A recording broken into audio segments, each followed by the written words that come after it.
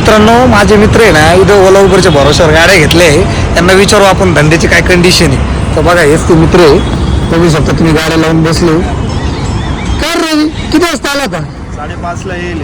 किती घंटा झाला? 1,000-1,500 काहीच झाला नाही. खोटं नको बोलू. पाहुणी सुद्धा झालेली नाही. अरे बाप, तू तर नवीन वारा घेतली ना भाई. काय पस्तावलंय, मित्राचा ऐकून ती वरा घेतलेली आहे. तिथं पाहुणी नाही, ते ओला उबेरने असं नवीन आहे काय? मॅच बी सुद्धा होत एक होत नाही ना. मग घ्या ना ओला उबरच्या भरोश्यावर गाड्या घ्या. असं नवीन पस्तावलंय जिंदगीमध्ये. आता कधी हे फक्त गाडी फक्त नील होऊ द्या. तुला धंदा करता येत नसेल. यांचा पाय धंदा कसा झाला असेल पाहिजे तुझा धंदा.